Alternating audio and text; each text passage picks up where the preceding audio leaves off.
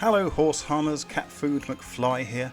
It's been a while since the newest update, number 12. We're still on 11. I've had a lot going on, I'm afraid. But just to prove that I am still working on this game, I've decided I'd show you some of the things that will be available in version 12 as I complete them. So what I'm working on mostly at the moment is requests that people have made. I've had requests for gamepad support because some people find using a mouse and keyboard a bit tricky. They'd rather have gamepad options, so I'm doing that. Something that's very often requested is challenge modes like we had in Slaughterhorse 1, where you could sort of customize the game a little bit by sort of making things more difficult for yourself, because apparently for some of you it's not difficult enough. So you'll be able to do that. I'll have at least a couple of challenge modes added in. And another thing I've had a request for is a way to customize the in-game soundtrack. Now at the moment, I think in version 11, which is the current one, you've got about half the soundtrack, but with version 12 you'll get the whole thing. So the way you customize that is to click the customize button here on the main menu. And we get these little buttons here to change your knife, to change your pet and your appearance, your name, etc, etc. Population, days to 4, and the challenges is where you'll be able to change those, is here, and here's the music player which we're looking at today. So if I click that, you get this this little basic music player that I've made, and the way that this works is that you click the track name, and there's more tracks than fits in the window, so you can scroll up and down here. And I have had people ask, will there ever be any more music? There might be. I might make some DLC extra tracks. I'd quite like to do that.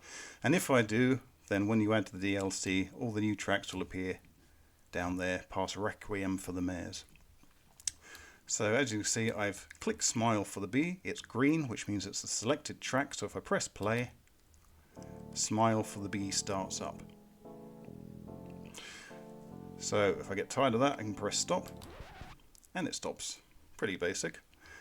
You'll notice if I play Murderfunk, as the track's playing, this little bar here fills up, which is the progress of the song. So beginning, end, and you can shuffle around if you want to sort of advance or hear a bit again. If you click halfway, it will jump to the middle of the song.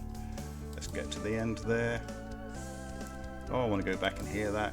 So wherever you click, it will go to that point in the song.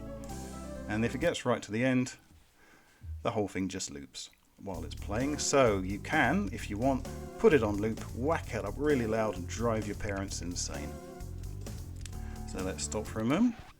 Now you'll notice that some of these tracks are X'd off.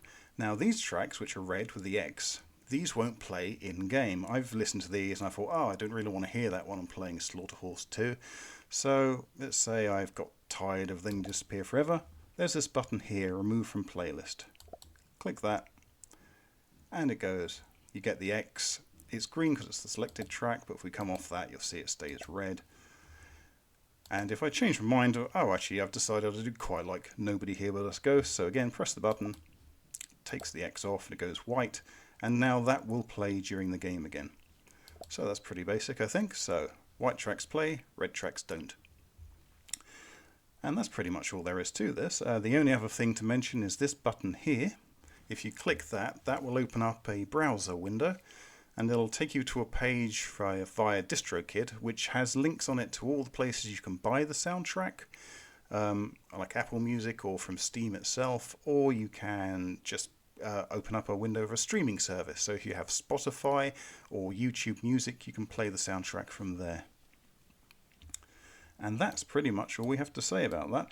If I press the Save and Exit button, it just saves it automatically, so you don't have to keep fixing it, it'll remember. And you see all the tracks that I've selected to play and the ones I selected not to play remain there. And that's all there is to the music player. So I hope that's useful to you. And you can see that's in place, and I'll be back with the next thing I've completed in another video. So thank you very much for watching, and I'll see you soon.